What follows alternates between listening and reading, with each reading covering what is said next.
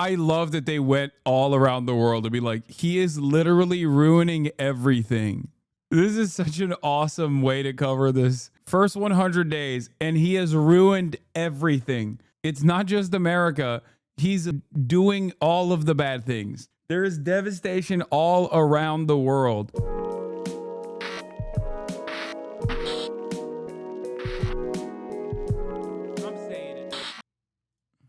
Chief White House correspondent Mary Bruce tracking the Trump presidency and how the public is responding.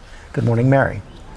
Good morning, George. Well, over the last 100 days, President Trump has moved at a frenetic pace to overhaul the federal government, enact his agenda through a barrage of executive orders, and test the limits of presidential power. And today, as he touts his accomplishments, he's also facing new questions about how Americans are perceiving his work so far.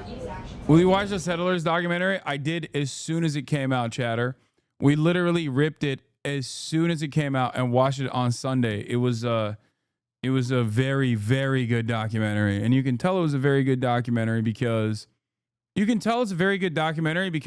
every single like yellow ribbon account, like liberal Zionists on the timeline lost their minds. Like every single yellow ribbon account was up in arms being like, oh, Louis Theroux is an anti-Semite of the highest order. Why? Because he gave a camera and an opportunity to rabid settlers to speak their mind. Something that we desperately try to hide from the rest of the world, even though we kind of are on board with what they're doing. This morning, President Trump marking the first 100 days of his second term, a 15-week sprint aimed at overhauling the federal government and showing his supporters he's delivering, aggressively enforcing his immigration policy, an issue the administration is eager to keep in the spotlight. The president posting these pictures online, signing 3 more executive orders Monday, targeting sanctuary cities and those who the White House says oppose the administration's immigration crackdown. It was one of the key issues that propelled Trump to the White House. Today, 46% of Americans approve of his immigration policies, according to our latest ABC News Washington Post Ipsos poll. But 48% say his actions deporting undocumented migrants have gone too far. The White House this morning defending their handling of mass deportations after 3 children, ages 2, 4, and 7, who are U.S. citizens, were deported to Honduras along with their mothers following routine ICE checks. The ACLU says the 4-year-old suffers from a rare form of cancer and claims the Conservative self-owns Canada's new prime minister is kind of based. Look, listen, if you come in here on a regular basis, sometimes you're going to hear something that makes you go, I don't know if I agree with that. Sometimes you're going to find yourself going, this seems a little bit too radical for my taste. This is too rich for my blood. Okay. And when time passes, you will understand that I was vindicated and I was correct. But at least I won't lead you astray with ridiculous bottom of the barrel analysis such as this. Okay? That's it. If you want to be wrong all the time, but at least have a shared sense of purpose, then go to other places. Go to other political commentators. Okay?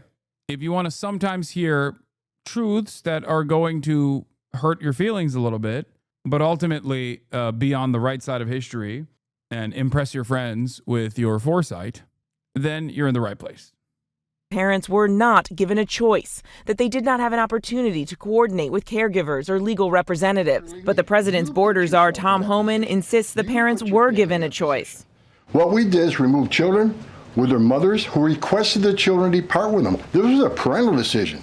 Parenting 101. Having a U.S. citizen child does not make you immune from our laws. And on the issue that was top of mind for voters, the economy, voters in November backing Trump's promises to boost the economy and lower prices. We will end inflation and we will make America affordable again. 73% now say the economy is in bad shape, and 53% saying it's gotten worse since he took office.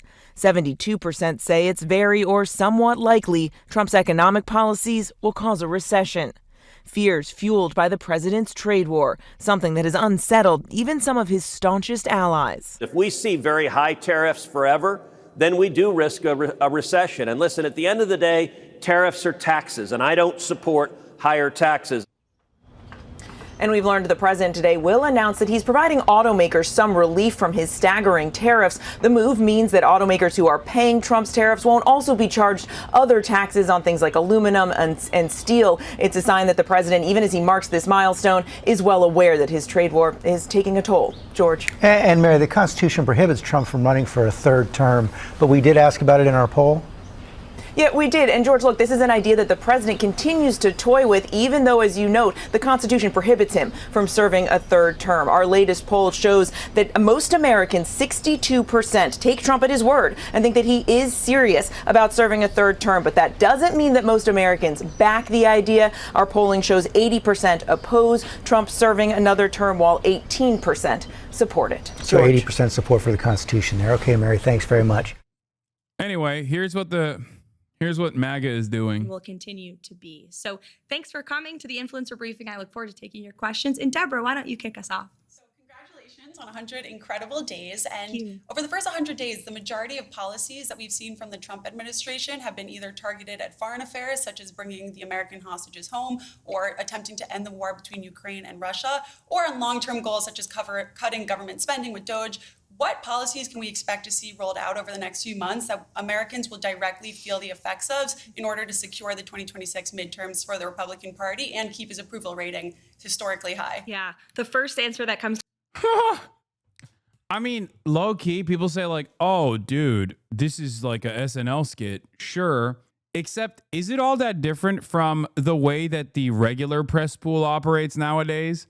Okay, so Peter Ducey has at least a background in role playing as a real journalist for an extended period of time.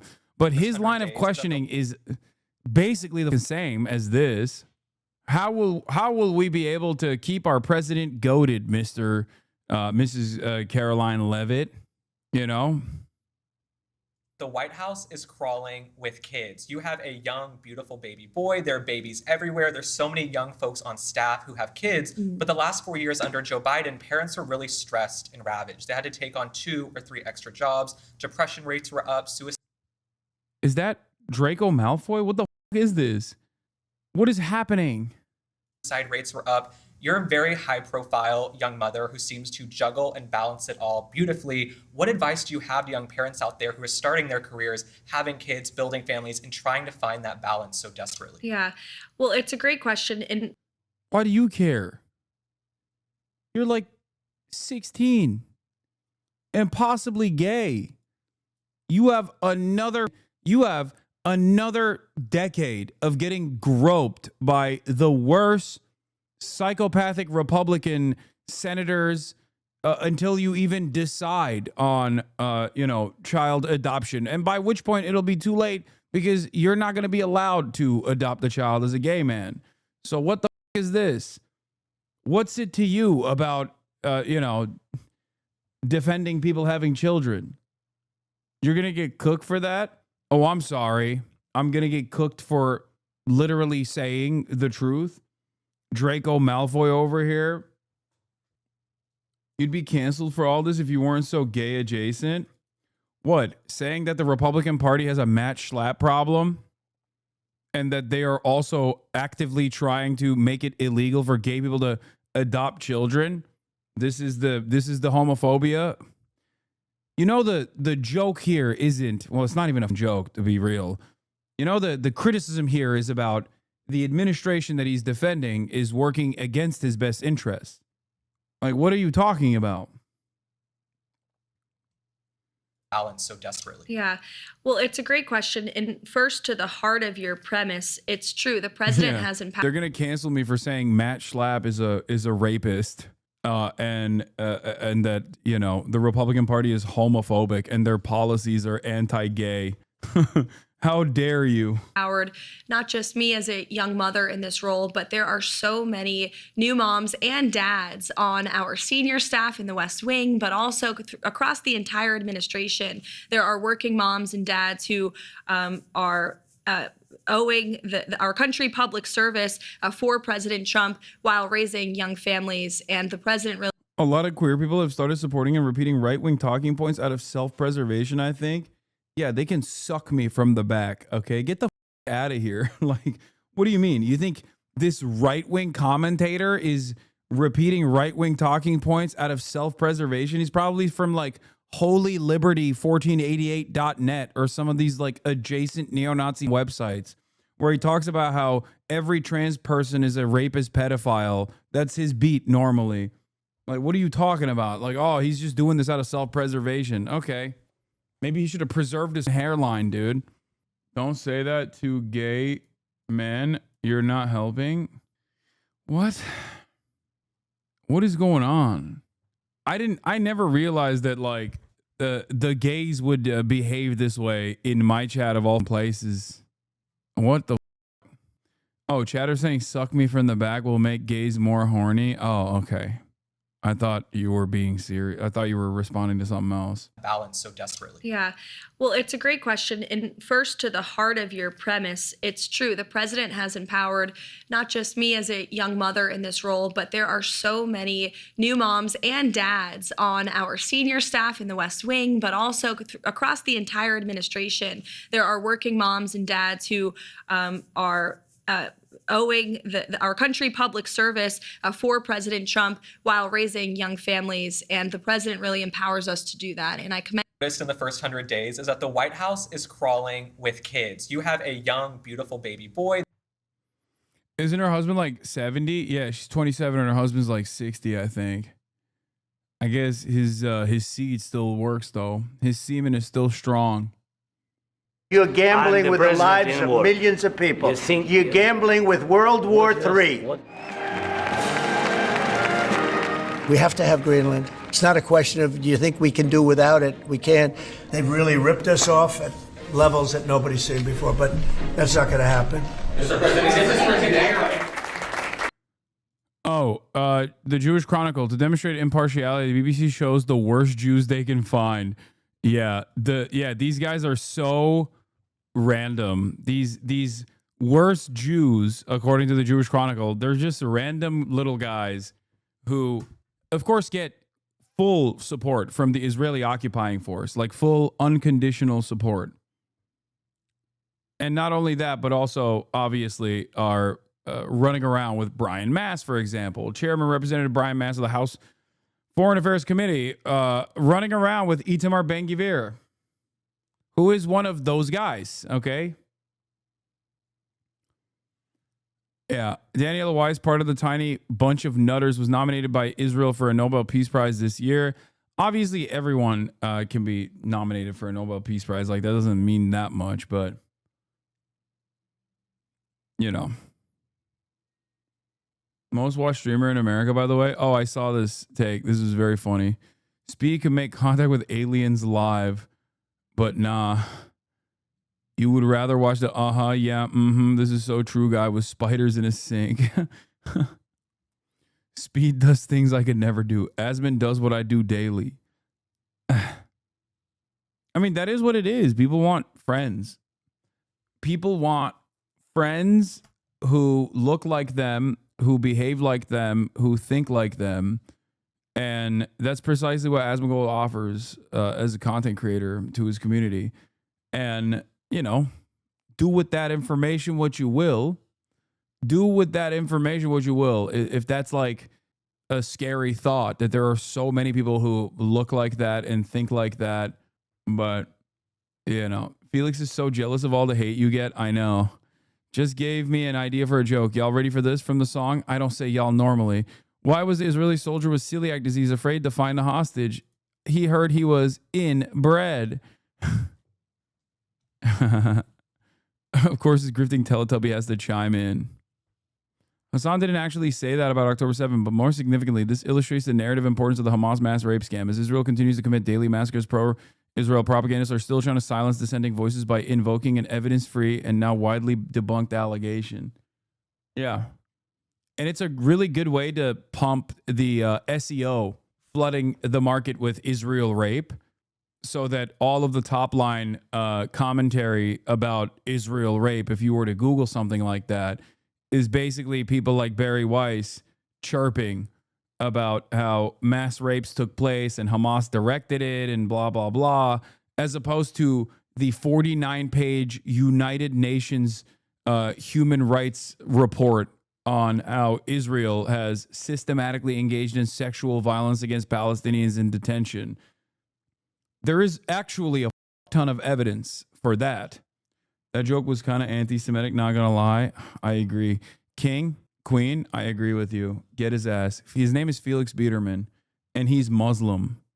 Shut up. Don't say he's Jewish. No, his name is Felix Biederman. Dude, the funniest thing is, if his name wasn't Felix Biederman, and if it was like, you know, I don't know, Mahmoud or something, he would be getting so much more. He would be getting so much more anger and resentment coming down his way.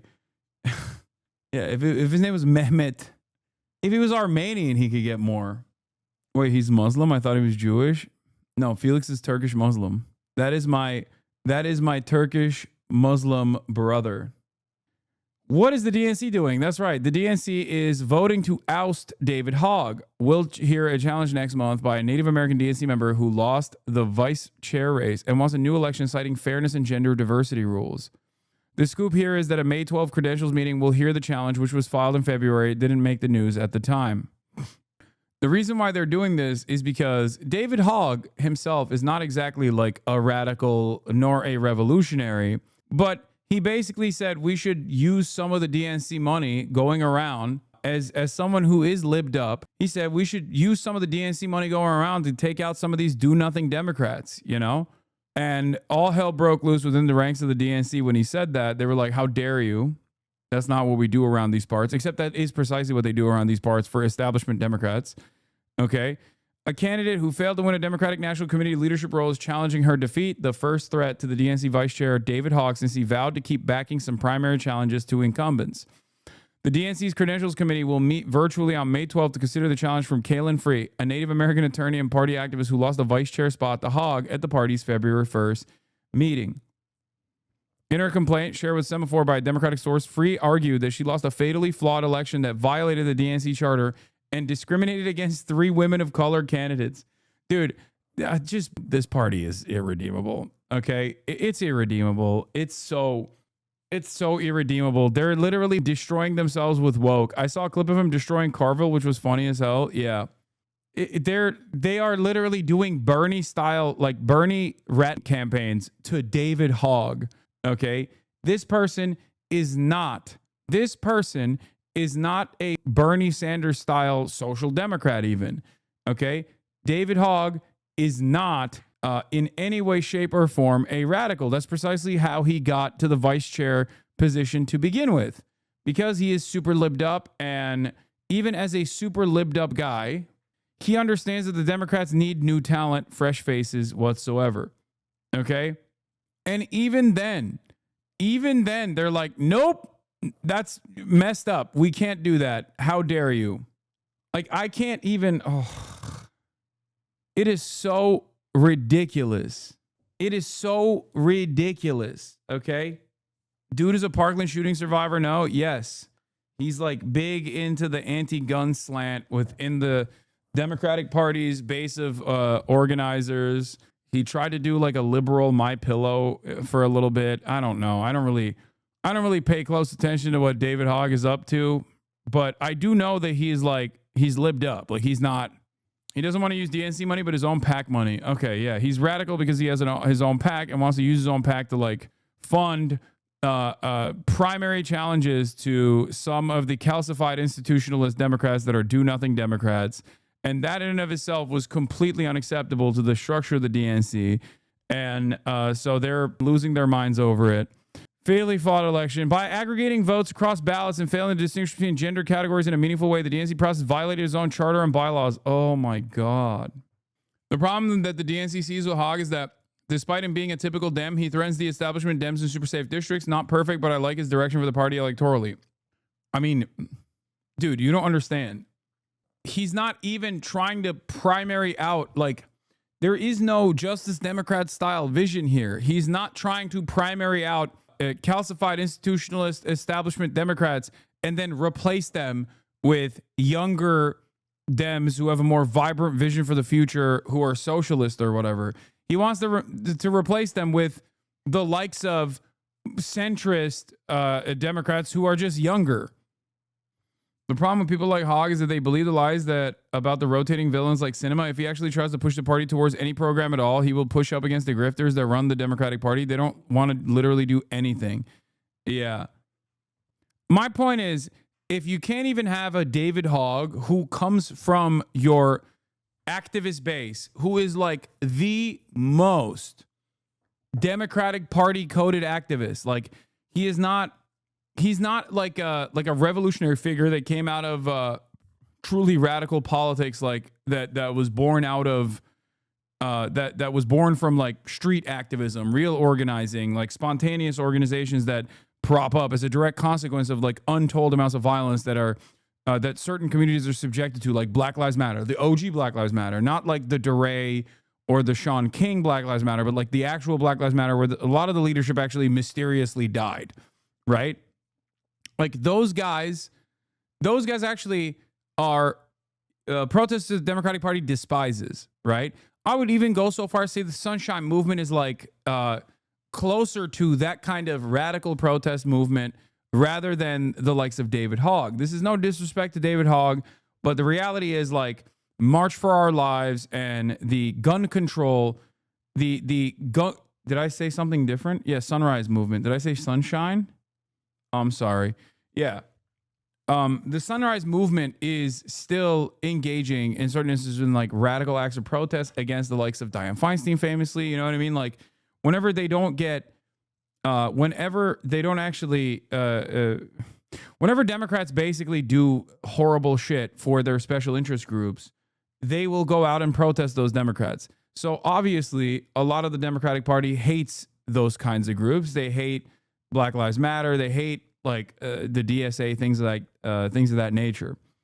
David Hogg, on the other hand, is from the David Hogg, on the other hand, is basically from the ranks of gun control, which is never going anywhere, and it's a safe form of activism. It's a much safer form of activism where they also don't make like super serious demands out of the Democratic Party. They don't actually go around and protest Democrats who vote against gun control or whatever. It's a more safe version of activism in this country, despite the fact that there is definitely a need for gun control in this country, for the record. I'm not even, I'm not discounting that at all. So this is the Democratic Party's basically, this is the Democratic Party's moment where, remember when Hakeem Jeffries was like yelling at like MoveOn.org and Indivisible? Remember when groups like Indivisible and MoveOn were demanding that the Democrats do something, anything, and Hakeem Jeffries was yelling at them? This is basically that. Having a knife fight with like your own party loyalists, your own parties, like these are people that are within the party apparatus. I mean, he's literally the vice chair. Like, what are we talking about? You don't get to that position by being an activist that will engage in civil disobedience with regular frequency. So, like, what I see here is that even like a light movement in a appropriate direction for the future of the Democratic Party, if they're getting this agitated over David Hogg, then you're not a serious party at all. You're just going to crash and burn every step of the way. You just want the Cory Bookers of the world to go out and sit at the steps of the Capitol and be and sing Kumbaya. That's what you want. Yeah, exactly. Bro, what more do you want from the Democrats? They sat on the stairs. Exactly. They did a 24-hour filibuster. That was amazing. That was brave. Remember when I told you guys that no one is going to talk about this filibuster that Cory Booker engaged in, by the way, immediately after? Remember? Where's Cory Booker's filibuster? Everyone said it's going to skyrocket him into fame. What happened? God damn, Chatters was so libbed up back then, too. An upcoming vote to require neutrality from DNC members wasn't actually about Hogg. According to DNC Chair Ken Martin, the purpose was to restore the trust of the Democratic voters after anger at the superdelegate system that helped nominate Hillary Clinton in 2016 and facilitated the party's early endorsement of Joe Biden ahead of the 2024 primary. But some DNC members have spoken out against Hogg's PAC, and he leaned into the media coverage, conflict equals news, to do hours of interviews about the need to change the party. He told me last week that he would not quit the DNC if asked to, and that the party would have to force him out. Changing the endorsement rule at an August meeting wouldn't have automatically done that. But if the party agrees with Free and grants the relief she wants, it would hold new elections for vice chair, giving anti-Hogg members a chance to get rid of him. Hogg has embraced his role as an inside-outside organizer, fighting back against critics who think unity is more important than overhauling how the party operates. Free is asking the party to vacate the elections of a gay black man, Kenyatta, and a straight white man, Hogg, so that a woman has a chance to win one of their jobs. Oh, I'm Brian Kilme. I'm Brian Kilme. I'm Brian Kilme. I'm Brian Kilme. I'm Brian Kilme. Oh my God, I'm Brian Kilme. Oh, yeah. I'm Brian Kilme, and this is Fox and Friends. I'm Brian Kilme, and this is the Fox 5. I'm Brian Kilme, and this is Fox Friends in the morning. Oh my Lord. Ugh. A Native American woman of color has to take this slot. You have to do you have to redo this election is like literally a cartoonish depiction of how Republicans claim the Democrats operate. And here they are doing exactly that. Oh my God. Who is this for? Nobody, except for opportunists who take advantage of this this cynical, shallow approach to identity politics, representative politics. Oh my Lord. At issue, according to her challenge, is whether Democrats will fight for free and fair elections and fight against discriminations of women and people of color. Is this politically opportune fight for Democrats to have next month? It doesn't matter. They're going to clash anyway. Bro, I hate these guys so much. They're so delusional, so disordered. They literally only care about the shit when they can use it to destroy the left. They spent tens of millions of dollars to primary Jamal Bowman for a literal white man. They don't care at all. I know. I hate them. I hate them so much. Like, dude, I've been critical of Norm Finkelstein's like identity politics assessment, but god damn, dude, like this is vindication. Like this is literally just Democrats so transparently and so cynically just being like, we don't give a single about actual representation.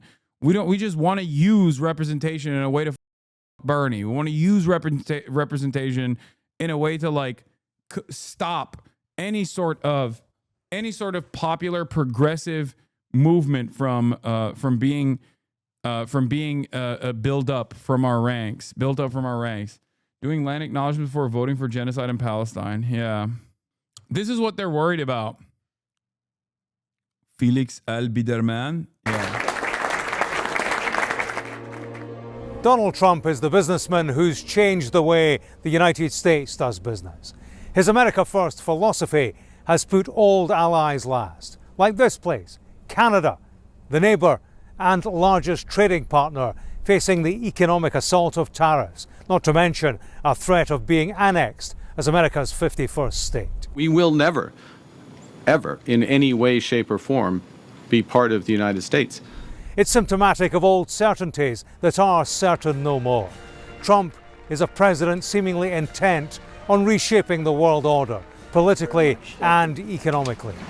Thank you, Mr. President. Thank you. Thank you. Old alliances have been shed for new friends. A US president for whom US power and wealth no longer count on traditional alliances that have helped to underpin both for 80 years. And that is in Trump's first 100 days. Donald Trump's America has taken a handbrake turn. He is a disruptor, no doubt, with a destination at this stage unknown. If tariffs have been a key policy of Trump's first 100 days, then China has been his top target. I'd like to see the chart if you have it. Remember his so-called Liberation Day when he imposed tariffs on countries from all around the world? China, first row, China. In a bid to bring manufacturing back to the US, well, China has always been the very top of that list. And importantly, this country is one of the only from around the world that chose to fight back, that chose to take a stand, that chose to, instead of negotiating, match those tariffs like for like. What it means, in essence, is that right now, almost all goods sold from here to the US face levies of 145%, which essentially renders trade between the world's two biggest economies almost impossible. The scale of those impacts are probably yet to be seen, but it will be huge here. It could mean millions of job losses, and it will almost certainly mean that growth targets are missed.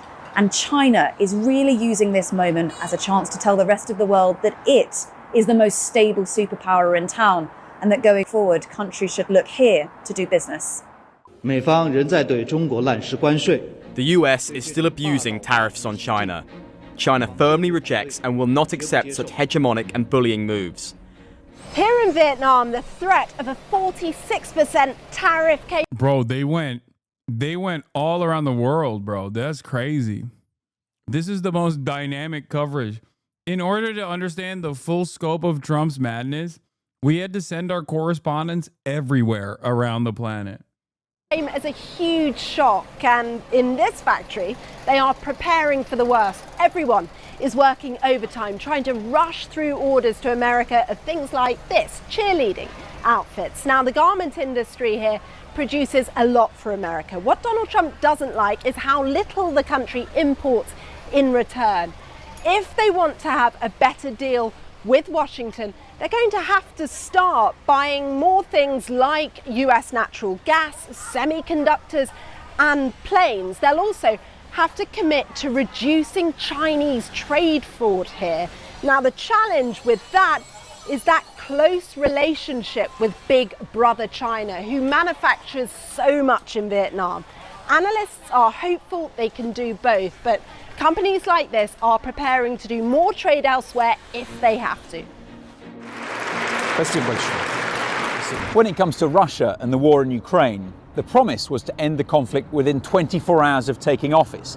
Donald Trump didn't manage that, but he did change everything. And what you're doing is very disrespectful to the country, this country. His push for a peace deal has seen the US go from being Ukraine's biggest ally to its biggest critic, blaming Volodymyr Zelensky for starting the war and heaping all the pressure on him to make concessions. Have you said thank you once this entire meeting? No, in this entire meeting, have you said thank you?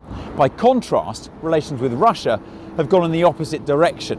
How are you, Mr. President? Fine, just fine, thank you. He's used incentives to bring the Kremlin to the negotiating table, with Vladimir Putin on track to go from pariah to partner. There's talk of sanctions relief. Love it, dude. On the economy, nuked global trade for no reason, okay?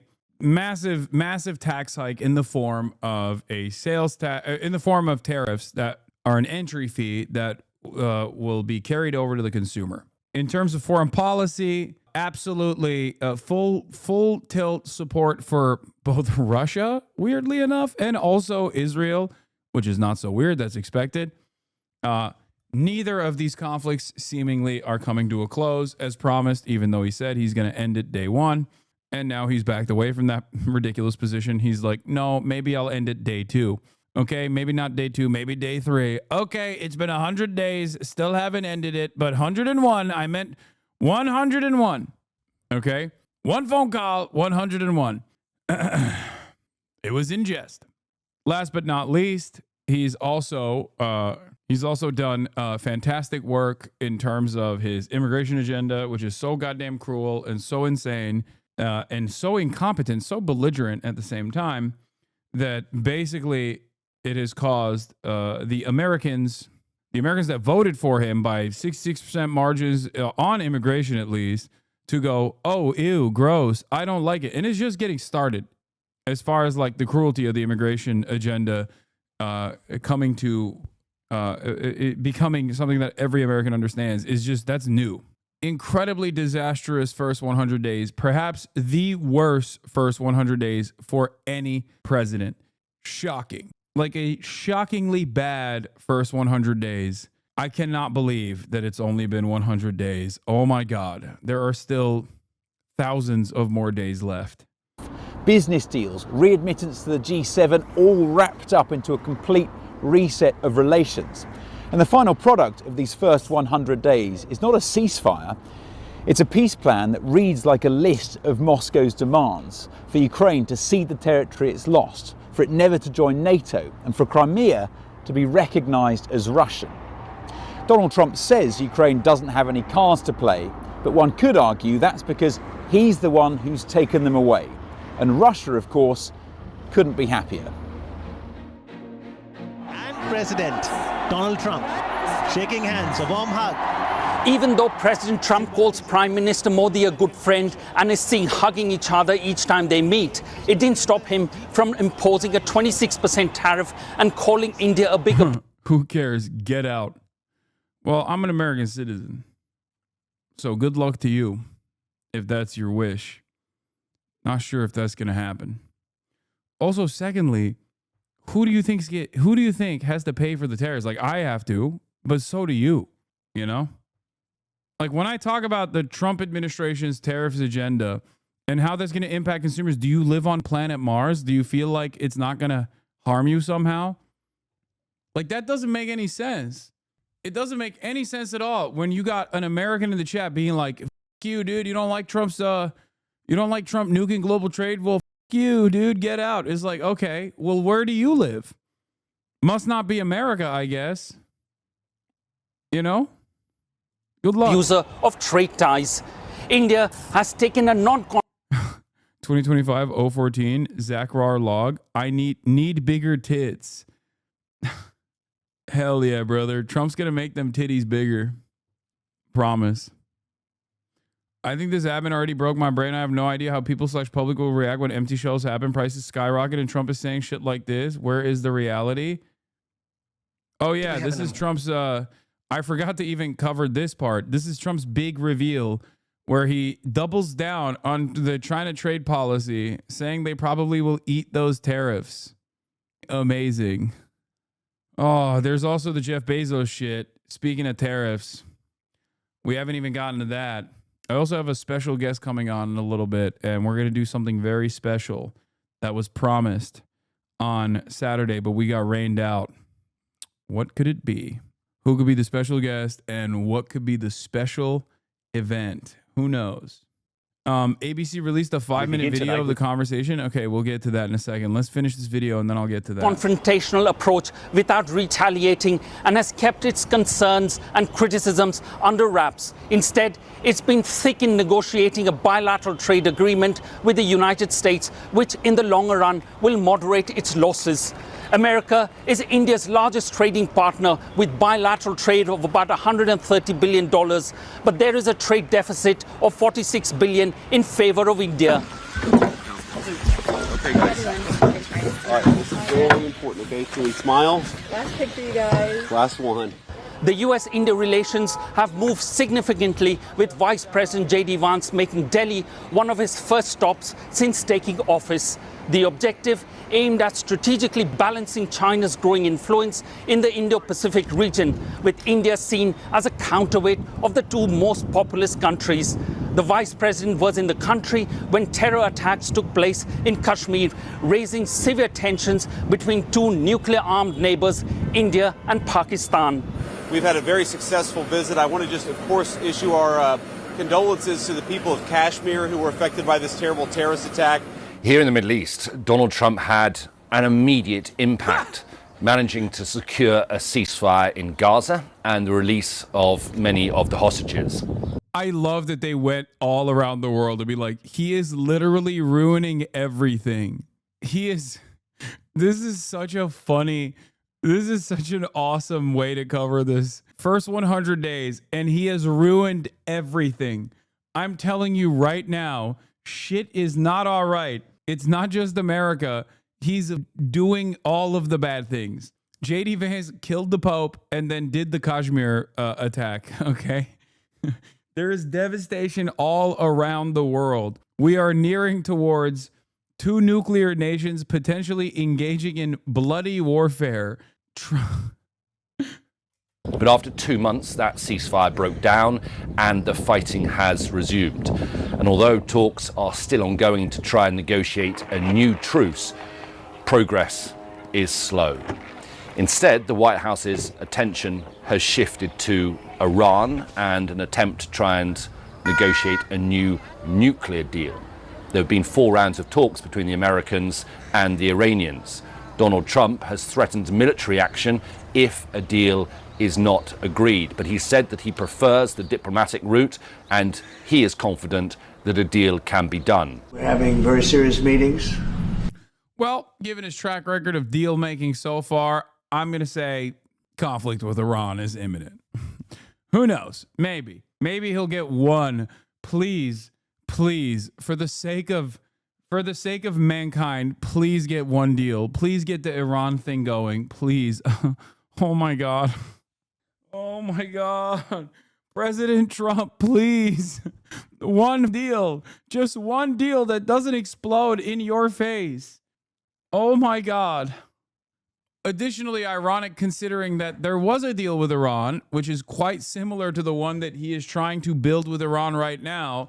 And he very famously fucked that deal up because Obama had put that deal together previously, and also because Israel demanded that he fuck that deal up. So he's literally trying to do he's trying to do the Obama-Iran denuclearization agreement now, after very famously tanking it because Israel demanded it when he first became president.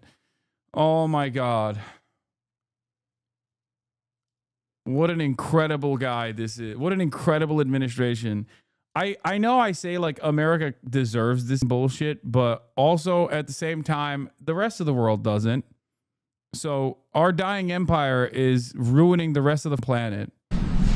And there are only two options, and the one option is not a good option. It's not a good option at all. Those talks will become much more complicated in the weeks ahead, however, and so the potential for US strikes on Iran remain a very real possibility. Trump's first 100 days saw him cut off vital U.S. aid to some of the most vulnerable communities here. Emergency kitchens in famine-ridden areas of war-torn Sudan. Sexual health clinics in the hardest-hit HIV zones. Worth it to get rid of you? Good one, dude. Previously 7-month subscriber. I assume now either being sarcastic or now an Asmongold chatter. Amazing. In southern Africa, research into life-threatening illnesses, all crippled by Trump's decision to abruptly halt financial support that's been coming here for years. And we're not even getting into Trump's fixation with Afrikaners in South Africa and an imaginary white genocide. In a very short period of time, the Trump administration has managed to diminish soft power the U.S. has been building here for decades. And with the looming threat of them even closing down embassies across the continent, no one can predict what Trump will do next. Oh, so awesome. So sick. It's really cool that the president overseeing a nation with 800 to 1,000 official designated military bases is doing such insane stuff. Now, does this Iranian port blast could be planned attack, not an accident? IDF general says. General Amir Avivi hinted at the Israeli involvement in the recent chemical strike on Iranian rocket fuel. Oh, my Lord. Oh, my Lord. Lordy. Amazing. But yeah, according to that chatter, video game titties getting bigger, so we're good. President Trump eases auto tariffs, the latest abrupt shift in a rapidly changing policy that has left businesses scrambling to keep up. And he doubled down on China. Oh, the thing that I wanted to show you about the tariff stuff was also... Are Asmongold chatters banned? No, I love Asmongold chatters. I wish they would come in here more frequently because I love hearing from them. That's why I do want to understand what's going on in there. You know what I mean? Just play this video as you look. This is the Chinese MFA. It appears calm for a moment, but is actually a deadly trap. The calm before an even fiercer storm. The U.S. has stirred up a global tariff storm and deliberately targeted China, playing a 90-day pause game with other nations, forcing them to limit trade with China. This is just like the deadly trap of the eye of the storm. I don't like that China loves AI slop too. Like, there's a couple of these things.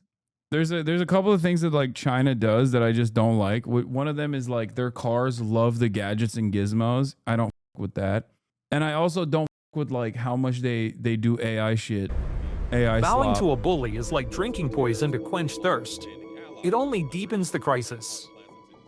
The U.S. once accused Japan of dumping semiconductors and crushed companies like Toshiba.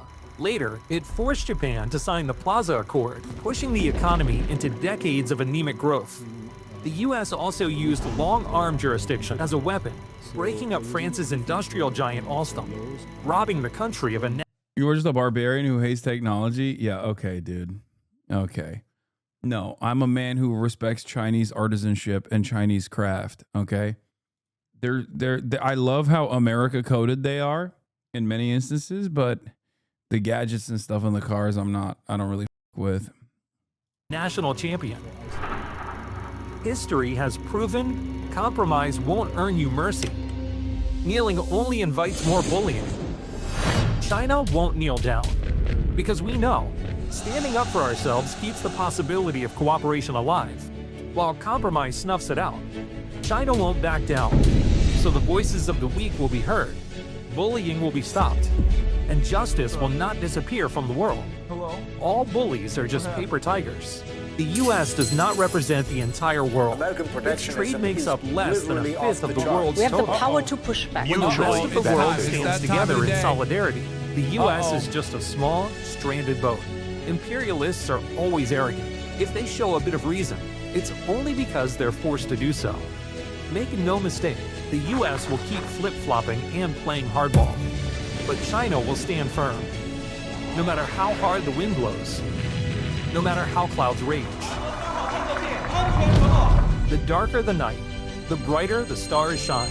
Someone has to step forward, torch in hand, to shatter the fog and illuminate the path ahead. When every nation stands tall, the world will break through the walls of hegemony. For China, for the world, we must rise and fight on.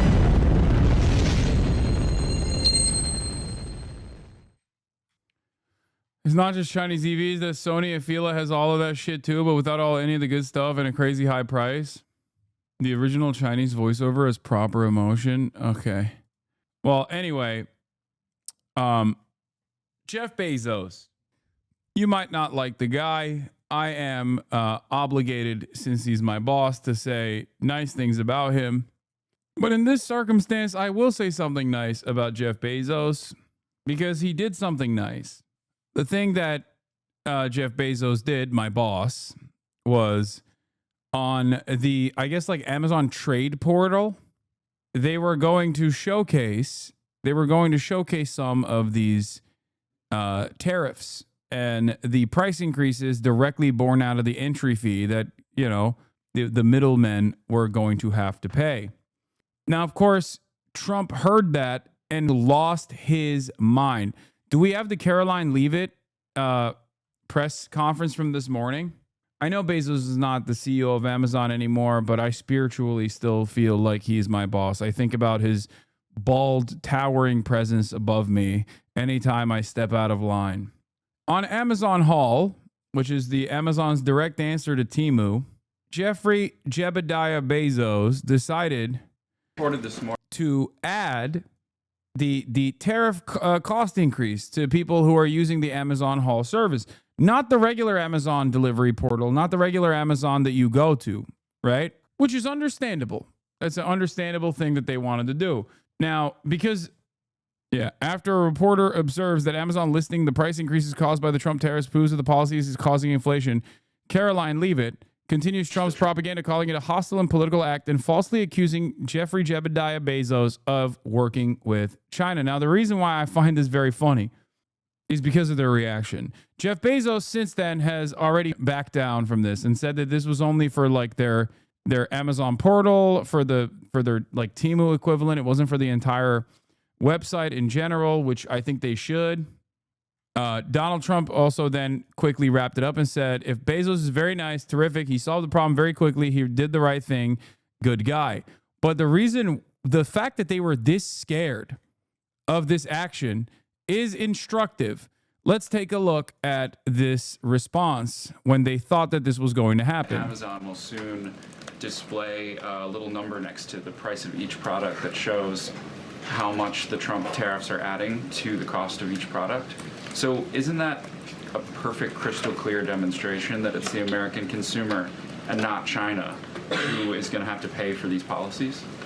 I will take this since I just got off the phone with the president about Amazon's announcement. This is a hostile and political act by Amazon.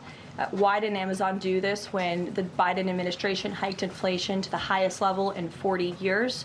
And I would also add that it's not a surprise because, as Reuters recently wrote, Amazon has partnered with a Chinese propaganda arm. So this is another reason why Americans should buy American. It's another reason why. So really interesting stuff because, I mean, I guess it's a communist plot when European countries, for example, display the actual price and then on the receipt they show a value-added tax. Because like the price on the, I don't get it. The price on the shelf was different than the price I paid. What is that? What is a VAT? A value-added tax? What kind of communist invention is this, right? This is hostile. You are not allowed to put a value-added tax as a separate price. You should not actually show that at all. That's really fucked up. That is really fucked up. We consider you to be a hostile. We consider you to be hostile for doing that. Now, of course, the irony is that Amazon was doing this, as many other companies are going to end up doing this as well, obviously, to show exactly how much of that price increase is coming from the tariffs.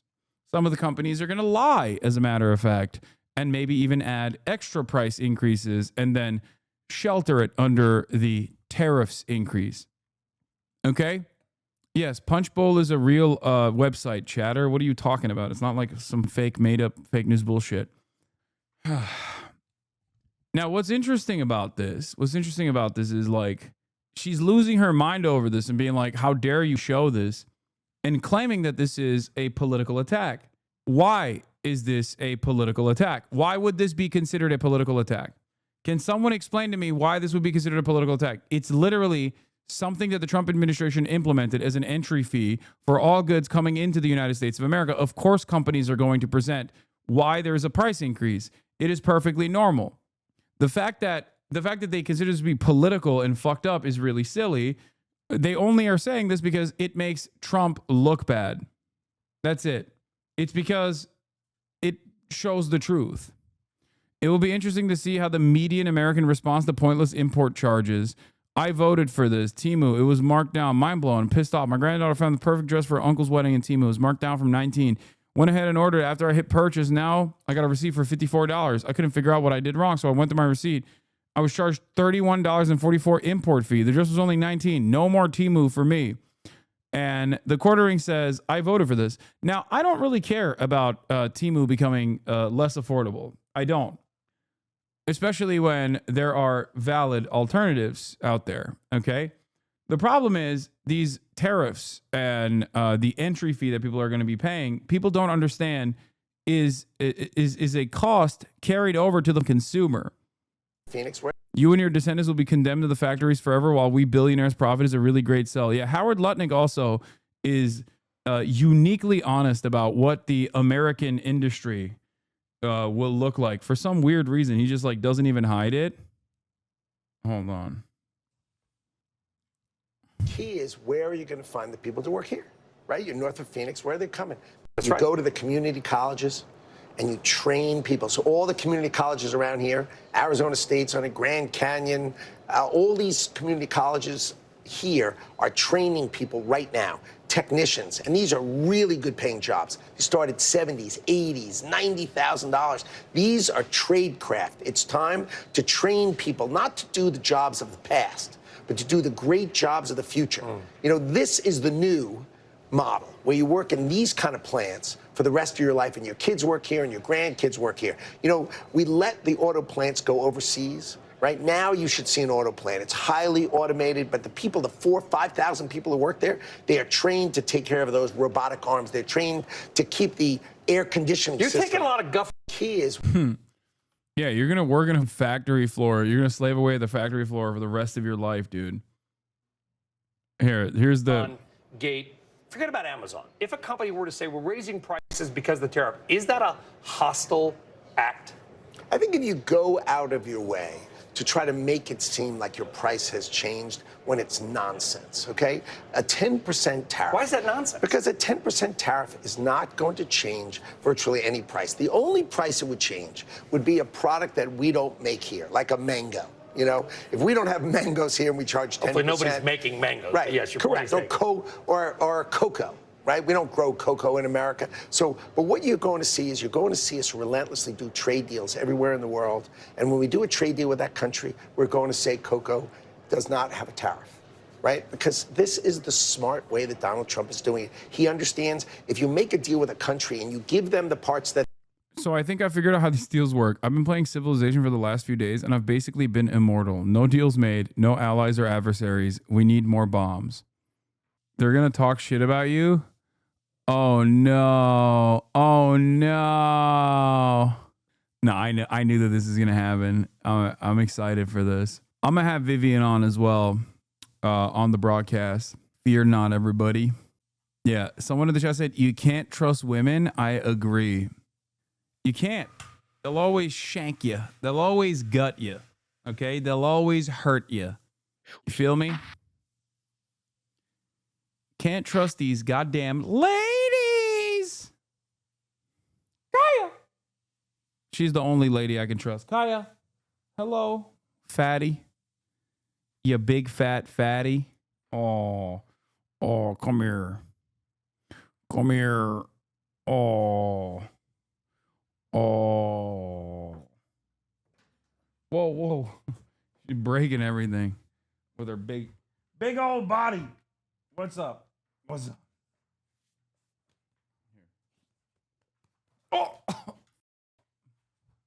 Oh God. Oh my God. Okay.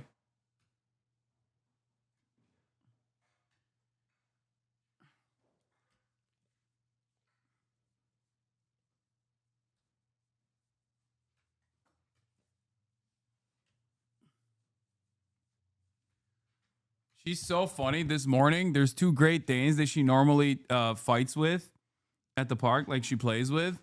And this one Great Dane is so much larger than she is. It's like the only dog that she actually plays with that is bigger than her. And this Great Dane was just whipping her around, and she got pissed. And she was like, nope, I'm done. I literally mentioned Kaya in my prayers. Wait, what the fuck does that even mean? What are you doing? Okay, go, place. Come on, enough.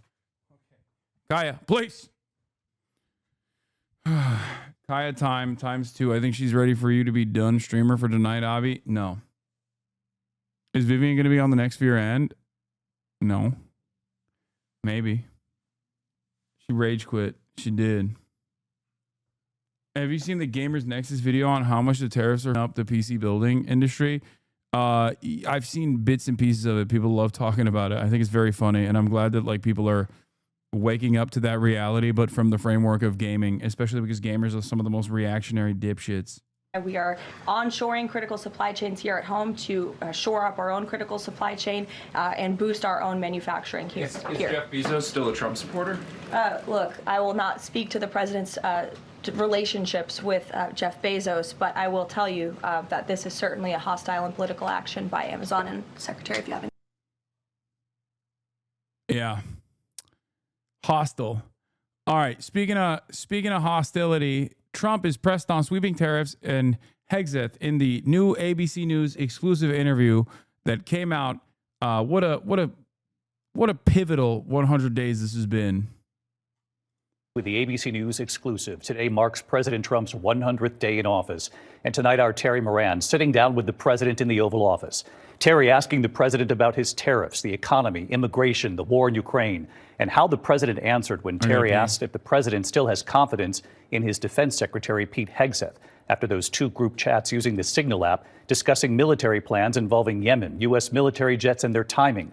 One of those chats included his wife. The president facing an historically low approval rating at the 100-day mark amid concern in this country over the president's tariffs and higher prices, fears of inflation. Tonight, our first look at the primetime interview that airs tonight, Terry asking the president about his advice to Americans to hang tough and what that meant when it comes to the economy. Well, you said something a couple weeks ago that struck me. You said concerning the tariffs, which economists say are going to raise prices, you said, quote, hang tough. It won't be easy. You said that to the American people. Is that what Americans should expect? Some hard times? I've said that during my campaign. Look, we won a campaign by a lot. We won all 7 swing states. We won the popular vote by a lot. You know, we had a tremendous campaign. I said all these things during my campaign. I said, you're going to have a transition period.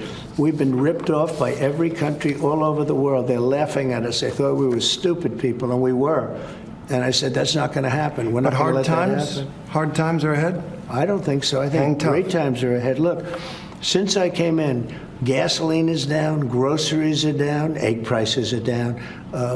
Hard times make great men. That's what they say. That's what I'm doing. I'm doing it. I'm doing hard times to make great men. Our men are too soft.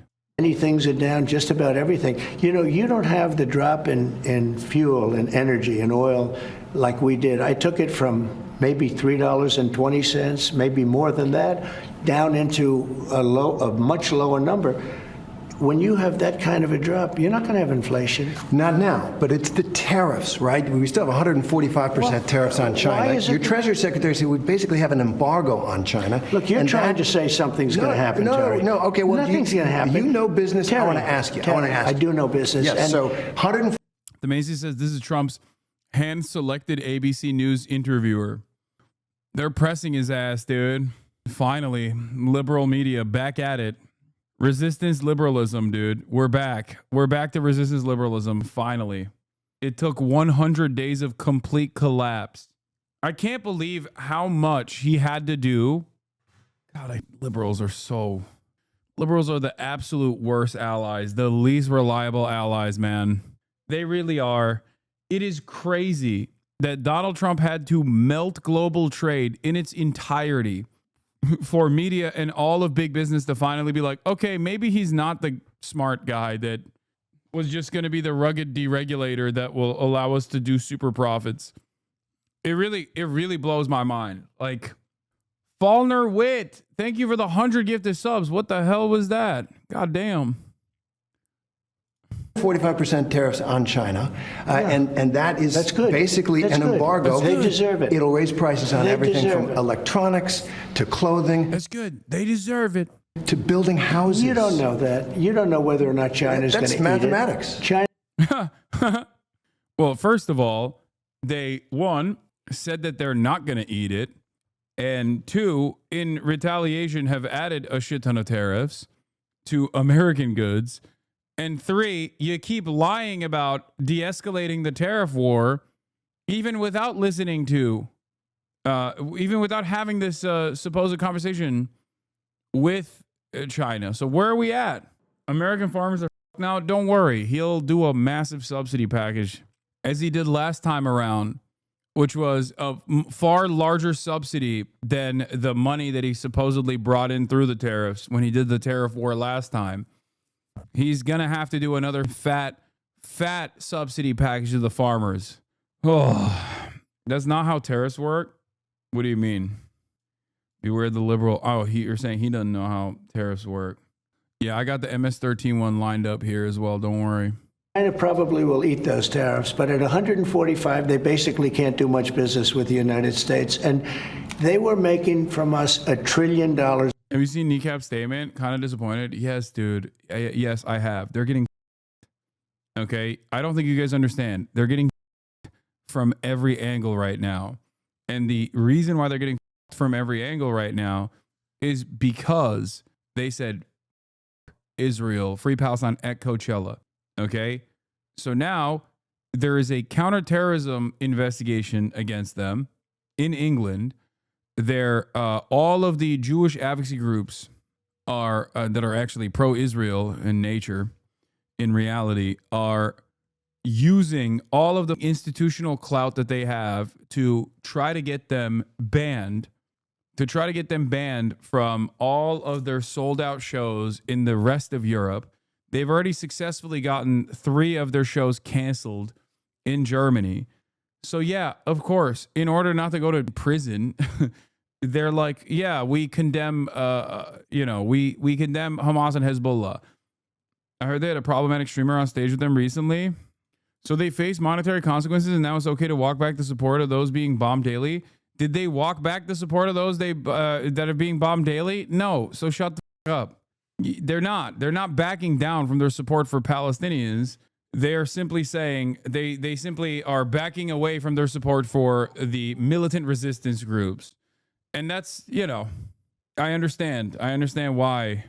They're not running around going, "Am Israel High." They're just playing ball to avoid going to prison. A year. They were ripping us off like nobody's ever ripped us off. And by the way, we have other countries that were just as bad. If you look at the European Union, it was terrible what they've done to us. Every country, almost every country in the world was ripping us off. They're not doing that anymore. The president. But they did cave to Western demands and Zionists. Yes, they did. They did. They did. They 100% did. They didn't turn around and say, like, I'm not going to condemn resistance groups against the much greater evil, okay, which is Israel in the situation. Work bonus came through. Had to say thank you since you changed my mind completely on a lot of issues. Well, through you and your fans. Hell yeah. I mean, don't spend your work bonus on me, chatter. Shit is popping off right now in the economy. Is buying a Hezbollah t-shirt a bad idea? It might be illegal, depending on where you are. Normally in America, I don't think it is, despite Hezbollah being a terror group. I think free speech protects you from that because, like, everybody runs around with, like, way worse shit, obviously. But nowadays, most likely, yes, it is illegal. What about a flag where one side is Hezbollah and the other side is Israel from AliExpress? Yeah, that one is amazing. I love that. You just talked about how Trump knows that the tariffs are paid USA side, but like ignores it because today he declared that there will be a 15% credit for automakers to give tariff relief over the first 2 years that we pay for. Drum roll, the auto tariffs, Lamau. I don't know what the he's saying, man. I know he knows how tariffs are paid though. He did it before. Yeah, it's like Jane Fonda. Jane Fonda had to say she didn't support the North Vietnamese after she went and hung out with them. And sat on an anti-aircraft missile system and posed on it. So, you know, there's a lot of people do that. Oh, here's the Trump, I picked you, you're not being nice. Of a gang. And then they looked, and on his knuckles, he had MS-13. There's a dispute over that. Wait a minute. He had MS-13 on his knuckles tattooed. Oh, he had some tattoos that are interpreted that way. But let's move on. Wait. Does Donald Trump actually think he had like MS at 1 and 3 tattooed on his knuckles? Like, oh my God. Oh no. No. They showed him that and he didn't realize that it was like, no. I'm sorry. No, I don't want to believe that. I don't want to believe that. I don't want to believe that the president of the most powerful nation on the planet with the largest nuclear arsenal that's currently capable of destroying everything on the planet is so brain dead that that's like some Joe Biden shit. What is going on? It's like back-to-back dementia. Oh my God. He did not actually. No, he's just lying. I want to in my head canon, he knows he's just lying because he's a piece of shit liar. He is not being duped by his staffers that showed him very clearly a photo where it said M, the letter S in like area font, and the number 1 and 3 was posted on top of the knuckle tattoos to signify that this was actually MS-13, which, by the way, in and of itself is also ridiculous. Those things don't signify MS-13, but it's even more ridiculous. Arial, sorry. I'm sorry for the font, guys. Oh my God. That is so much worse. It is so much worse if he saw that photo and was like, I can't believe it. It said MS-13 with the numbers and everything. It tricked my parents for your information. No. Wait a minute. Terry. He did not have the letter MS-13. It says MS-13. Yeah, that was photoshopped. That was photoshopped, Terry. You can't do that. Hey, they're giving you the big break of a lifetime. You know, you're doing the interview. I picked you because, frankly, I never heard of you, but that's okay. I picked you, Terry. But you're not being very nice. He had MS-13 tattooed. We'll agree to disagree. I want to move on to something else. Do you want me to show you the picture? I saw the picture. And you think it was Photoshop? Well, here we go. Don't Photoshop it. Go look at his hand. He had MS-13. He did have tattoos that can be interpreted that way. I'm not an expert on them. I want to turn to Ukraine, sir. Terry, I want to get to Ukraine. No. He had MS as clear as you can be, not interpreted. This is why people no longer believe. Oh my God. Oh my God. He literally believes it. Oh my God. Oh my God. Not only does he believe it, but he also literally doubles down on it. But not only that, but he also turns around. Oh my God. He thinks it actually, like, this wasn't just like added on to signify, to claim that this tattoo, the marijuana was for M, and the smiley face was for S, and the cross was for 1, and the skull was for 3. No, he literally thinks that No. I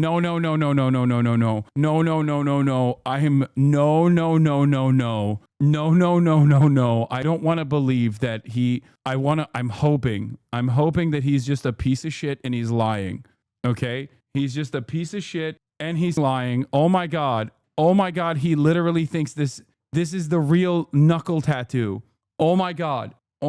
We have to come to terms with the fact that if you are over the age of like 45 or 50, you have most likely severe brain rot. You have a significant intellectual disability. I think if your parents believe this, and so does Trump apparently, oh my God, I think the lead paint generation unironically has severe crippling intellectual disabilities, and they must immediately be removed from positions of power. Anyone, this is a test. This is literally like, this is like is this a robot or is this a human test? If you believe this, if you think that this guy genuinely has M, the letter M, the letter S, and the number 1 and the number 3 tattooed on his knuckles, and this isn't just like, supposed to imply that these actual knuckle tattoos are supposed to represent MS 1 and 3, then you can't be in office. Oh my God. You should be removed from office. You cannot be in office. This is great. This is Ronald Reagan, second term, Alzheimer's. This is not even like complicated AI. This is not like an AI image that your parents got duped from. This is the shittiest paint job. This is Microsoft Paint. Like, it doesn't even line up correctly. Oh my God. No, I can't. I want to believe that he's just like a piece of shit liar. I can't do this. I can't believe that the president fell for MS Paint. Okay? What do we do? What do we do with this? 33K likes. President Trump just called out the fake news and Democrats for defending an MS-13 terrorist. 33,000 likes. I'm kind of shocked that you're shocked. No. This is new. I thought there's plausible deniability. I thought that he was just basically saying like, no, those tattoos imply MS and 1 and 3. Not that like he literally thinks it's MS-13 like written on the knuckles. Oh my God. This is like failing basic competency test level. Oh my God. Here's a photo of Kilmar Abrego Garcia's left hand. No MS-13 near the knuckles. Our president gets along well with people like Putin, Kim, and Bukele because they're all sadistic. Wait, what is this fact check? Well, I mean, yeah, of course it doesn't say M, the letter M, the letter S, and the number 1 and the number 3 on his knuckles. I can't believe that this is like a fact checkable situation. This is just like, I had to interrogate my dad. He thought it was real. Cooked. Fortunately, he acquiesced, but I think he might have genuinely thought it at first. He also can't detect AI slop properly. He thought the pic of the Wisconsin judge crying in an AI orange jumpsuit was real. Oh my God. Oh we do not, dude. What do we do? I mean, like, the AI image of the judge crying at least is like AI, right? AI slop, duping boomers is one thing. This is more severe than that. This is so much worse than that. Wait, there's also something else here that we're not talking about. It doesn't just say the letters M, S, 1, and 3. It also, you can't really tell from this photo because it's like super low quality at this point, but it also says like marijuana, smile, cross, and skull under it. Does he think that those are also tattooed? Like, does he think that he tattooed MS1 and 3 and also marijuana, smile, cross, and skull? Like, he thinks that that is like, what a unique set of tattoos. He said he saw that. Like, this guy is a real bad guy. And he said he had tattoos of MS1 and 3, and then underneath it, he also tattooed marijuana, smile, cross, and skull. That's what he thinks. Like, he thinks this is also tattooed. How does the skull mean 3? It doesn't. It was already made up to begin with. Oh my God. Oh my God. This is so bad. Yeah, the reason why they believe that the skull is actually a 3 is because they want to believe it. For the sake of the narrative that they wanted to cultivate. That is the only reason. I'm a little scared. I'm not gonna lie, this is new depths that I had not foreseen. I had not realized that this is where we were at. This is okay. For the chatters who are comparing this to eating the cats and dogs thing, understand something. They're eating the cats and dogs is just racist bullshit. He doesn't actually have to believe that they're eating cats and dogs. And I don't think he actually does believe that they're eating cats and dogs. This, on the other hand, is like a silly way to get duped. This demonstrates something different. This demonstrates something significantly worse, far worse. Does he also think he tattooed marijuana smile cross on his... I don't want to do a David Pacman style, like Trump has really lost his mind 100% type video, but this is like I don't know. I don't know what is going on. Oh my God. Have anything to say about this is on? Do you want me to go to prison? Do you want me to go to jail? Do you want me to go to CCOT? No more. No more shitty paint jobs where you write MS1 and 3 on anybody's face going forward. This is all it takes, it seems, for these monstrous charlatans who are so brain broken, who are so very clearly brain broken. This is insane. This is the most insane this is the most insane I've felt in the last couple of years. Real tat, see you later, dog. Yeah, it's over for me, I think.